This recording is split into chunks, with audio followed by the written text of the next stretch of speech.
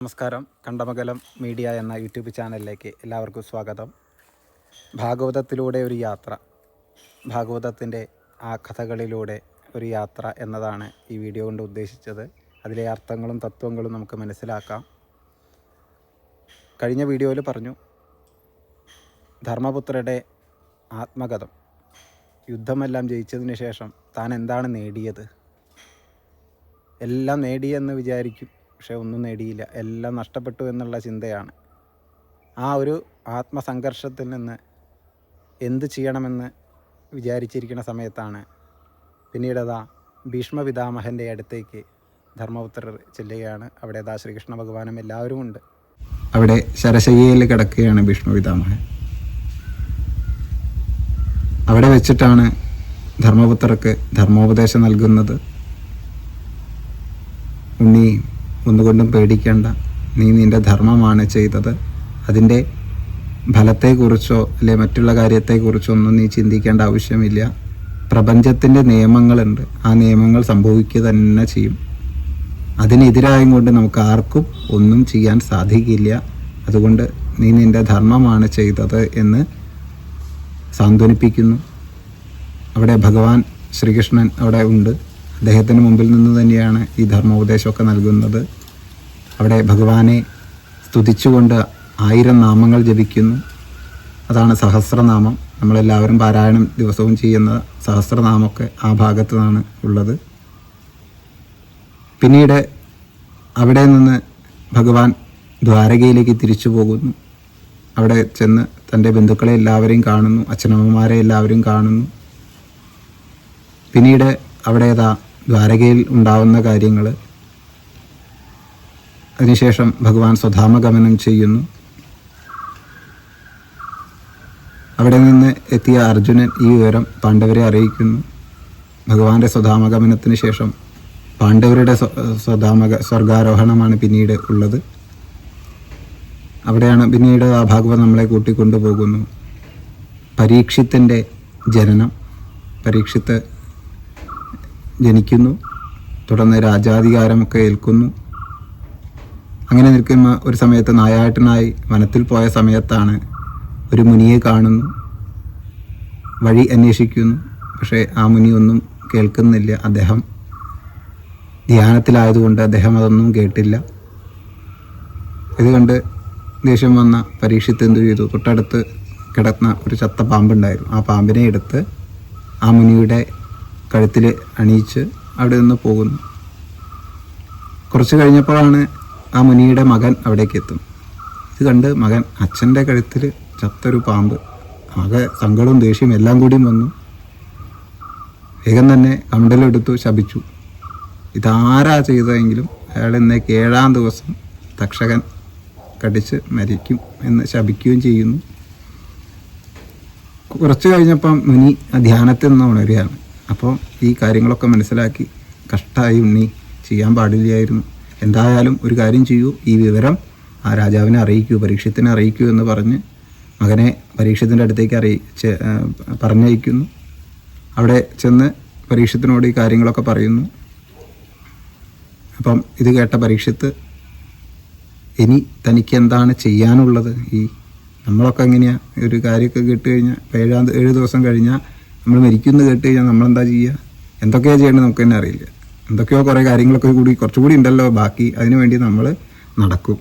പരീക്ഷത്തിന് സംശയമൊന്നും ഉണ്ടായില്ല എന്താ ചെയ്യേണ്ടത് എന്നുള്ള. അപ്പം അറിവുള്ളവരെ, അതിന് വേണ്ട ആൾക്കാരൊക്കെ നല്ല ഇതിനെക്കുറിച്ച് എന്ത് ചെയ്യണം, തനിക്ക് ഇനി എന്താണ് ചെയ്യാൻ ബാക്കിയുള്ളത് എന്നതിനെക്കുറിച്ചൊക്കെ നന്നായിട്ട് പറഞ്ഞു തരാൻ പറ്റിയ ആചാര്യന്മാരെയൊക്കെ അന്വേഷിച്ചു. അങ്ങനെ അന്വേഷിച്ച സമയത്താണ് അവിടേക്ക് ശ്രീശുക ബ്രഹ്മർഷി വരികയാണ്.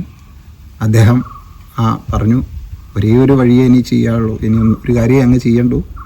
ഭഗവാന്റെ കാര്യങ്ങൾ, ഭഗവത് തത്വങ്ങൾ അത് 7 ദിവസം കൊണ്ട് മനസ്സിലാക്കുക. അതാണ് ഭാഗവതം. നമ്മളൊക്കെ സപ്താഹമായിട്ട് എല്ലാ സ്ഥലത്തും ചെയ്യുന്ന ആ ഭാഗവതം 7 ദിവസം കൊണ്ട് ഭഗവാന്റെ മഹിമകളും ഭഗവത് തത്വങ്ങൾ മനസ്സിലാക്കൂ.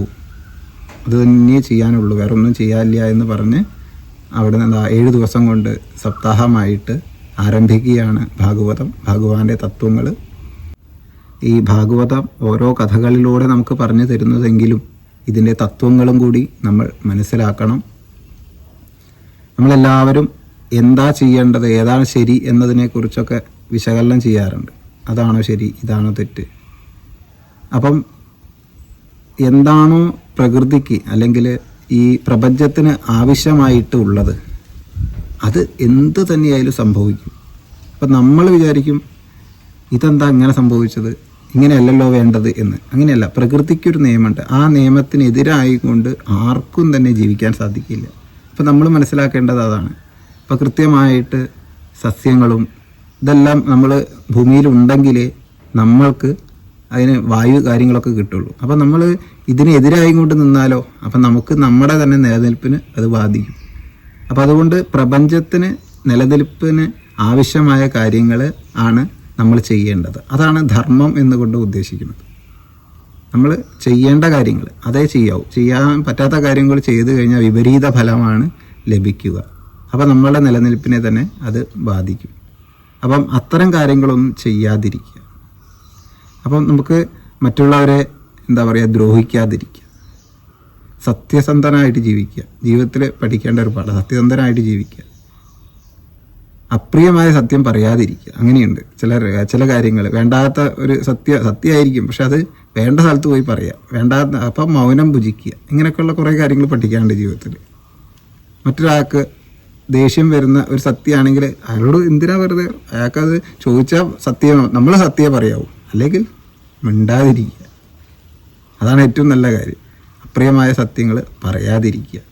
ആവശ്യമുള്ള കാര്യത്തിൽ ഇടപെടുക, ആവശ്യമില്ലാത്ത കാര്യത്തിൽ പോയി ഇടപെടാതിരിക്കുക. അതുപോലെ തന്നെയാണ് മറ്റുള്ളവരുടെ കർമ്മങ്ങളെക്കുറിച്ച് വിലയിരുത്താൻ പോകരുത്. ആരെങ്കിലും ചോദിച്ചാൽ മാത്രം പറയുക. എങ്ങനെ ഉണ്ടായിരുന്നു എന്ന് ചോദിച്ചാൽ നമ്മൾ പറയേണ്ട സത്യം എന്തായിരിക്കും, അയാൾക്ക് വേണ്ടി സൂചിപ്പിക്കാൻ വേണ്ടി പറയാതിരിക്കുക. നമ്മളെ പ്രോത്സാഹിപ്പിക്കുക എന്നുള്ള ഒരു കാര്യം ചെയ്യുക എന്നല്ലാണ്ട് അമിതമായിട്ട് പ്രശംസിച്ചാൽ അതും നമുക്ക് അനർത്ഥമായിട്ട് വരും. അതേപോലെ തന്നെയാണ് അമിതമായിട്ട് ദുഷിച്ചുകൊണ്ട് പറയാതിരിക്കുക. ആ വേണ്ടാത്ത കാര്യമൊക്കെ അയാളെ പറ്റി കുറ്റമൊക്കെ പറഞ്ഞിട്ട് എന്ത് കാര്യം. നമ്മുടെ ജീവിതത്തിൽ മറ്റുള്ളവരെ വിദ്വേഷങ്ങൾ പരമാവധി എന്ത് ചെയ്യുക, ഒഴിവാക്കുക. അവരെ വിദ്വേഷിപ്പിക്കുന്ന തരത്തിലുള്ള സംസാരങ്ങൾ പറയാതിരിക്കുക ജീവിതത്തിൽ. ഇതൊക്കെയാണ് ഈ ധർമ്മം കൊണ്ട് ഉദ്ദേശിക്കുന്നത്. ഈ കാര്യങ്ങളൊക്കെ പഠിക്കുക, അതാണ് ആവശ്യം. അപ്പോൾ ഈ മഹാഭാരത യുദ്ധം എന്താ കാരണം, ഒരു കാര്യമില്ലാണ്ട് ചിരിച്ചു. ഒരു ചിരിയിൽ നിന്നാണ് ഇതൊക്കെ ഉണ്ടായത്. അപ്പോൾ ഒരാൾ അപമാനിക്കപ്പെടുന്നത് കണ്ട് ചിരിക്കാനല്ല വേണ്ട, അപ്പോൾ അയാളെ കളിയാക്കാനോ. അതേമാതിരി പരീക്ഷത്തിന് സംഭവിച്ചോ അത് തന്നെയാണ്. ജ്ഞാനിയായിരിക്കുന്ന ഒരാൾ ആർക്കും ഒരു ശല്യം ഇല്ലാണ്ട് അവിടെ ധ്യാനിച്ചുകൊണ്ടിരിക്കുക. അദ്ദേഹത്തിൻ്റെ അടുത്ത് പോയിട്ട് ഈ ചത്ത പാമ്പിനെ കൊണ്ട് ആ ദേഹത്തേക്ക് ഇടേണ്ട യാതൊരു ആവശ്യവുമില്ല. അത് ചെയ്തതുകൊണ്ട് എന്തുണ്ടായി? അതാണ് അപ്പം തൻ്റെ നിലനിൽപ്പിനെ പോലെ അത് ബാധിച്ചു. പക്ഷേ ഭഗവാനെ ആശ്രയിച്ചത് കൊണ്ട് തൻ്റെ ജീവിതം സാർത്ഥകമായി തീർന്നു, ധന്യമായിട്ട് തീർന്നു പരീക്ഷത്തിന്. അതല്ലെങ്കിൽ ആ 7 ദിവസം വേറെ എന്തെങ്കിലും പണിക്ക് ചെയ്തിരുന്നെങ്കിലോ ഒരു കാര്യം ഉണ്ടാവില്ല. സാധാരണ ആൾക്കാർ മരിക്കുന്നവരെ പരീക്ഷത്തിൽ മരിക്കുകയായിരുന്നു. പക്ഷേ അദ്ദേഹം എന്ത് ചെയ്തു? അദ്ദേഹത്തിന് വേണ്ടി മാത്രമല്ല, നമ്മളെപ്പോലുള്ളവർക്ക് കൂടി അതൊരു ഗുണമായി തീർന്നു. അങ്ങനെയുണ്ട്. ഭഗവാനെ ആശ്രയിക്കുന്നവർക്ക് എന്താപത്ത് സംഭവിച്ചാലും അത് നല്ലതായിത്തീരും. നമുക്ക് എന്തൊക്കെയൊക്കെ നഷ്ടപ്പെട്ടു പോയി, പക്ഷേ ആ നഷ്ടപ്പെട്ടതിനെക്കാട്ടും അത് നഷ്ടപ്പെട്ടതെടുത്ത് നമുക്ക് ദുഃഖമല്ല ഉണ്ടാവുക, അത് സന്തോഷമായിട്ട് തീരും. അതാണ് ഭഗവാനെ ആശ്രയിച്ചുള്ള കാര്യം. അപ്പോൾ എപ്പോഴും നമ്മൾ ഭഗവാനെ ആശ്രയിക്കണം എന്ന് പറയും. അപ്പം എന്തുകൊണ്ടാണ് ഭഗവാനെ ആശ്രയിക്കണം എന്ന് പറയാൻ കാരണം, ഭഗവാനാണ് ഈ ലോകത്തെ മുഴുവൻ പരിപാലിക്കുന്നത്. അപ്പോൾ എല്ലാവരും ഭഗവാന്റെ അടുത്തേക്കാണ് പോവുക. പക്ഷേ നമ്മളൊരു ഏതെങ്കിലും ഒരു വ്യക്തികളെയോ അല്ലെങ്കിൽ ഏതെങ്കിലും ഒരു ഒരു വസ്തുവിനെ ആശ്രയിച്ച് കഴിഞ്ഞാൽ അത് സൃഷ്ടിയായതുകൊണ്ട് അതിന് പരിമിതിയുണ്ട്. ആ സൃഷ്ടി അതിൻ്റെ സംഹാരമായി കഴിഞ്ഞാൽ, ആ സൃഷ്ടി ഇല്ലാതെയായി കഴിഞ്ഞാൽ എന്ത് സംഭവിക്കും? നമുക്ക് ആശ്രയമില്ലാത്ത അവസ്ഥയ്ക്ക് വരും. അതുകൊണ്ടാണ് സൃഷ്ടിയെ ആശ്രയിക്കരുതെന്ന് പറയാൻ കാരണം. ഈ ഭഗവാനെ ആശ്രയിച്ച് കഴിഞ്ഞാലോ നമുക്ക് വേണ്ടതായിരിക്കുന്ന കാര്യങ്ങളൊക്കെ ഭഗവാൻ നമുക്ക് തരും. നമുക്ക് ആവശ്യമുള്ളത് എന്താണോ കൃത്യമായിട്ട് നമ്മളെ മുമ്പിലേക്ക് എത്തും. അപ്പം അതിന് വേണ്ടിയിട്ട് നമ്മൾ മുന്നോട്ട് പോകേണ്ട ആവശ്യങ്ങളോ കാര്യങ്ങളോ ഒന്നുമില്ല. അപ്പം ജീവിതത്തിൽ എപ്പോഴും ധർമ്മബോധത്തോടു കൂടി ജീവിക്കാൻ പഠിക്കുക. അത് തന്നെയായിരിക്കട്ടെ ഇന്നത്തെ വീഡിയോയുടെ തത്വം. എല്ലാവർക്കും നമസ്കാരം.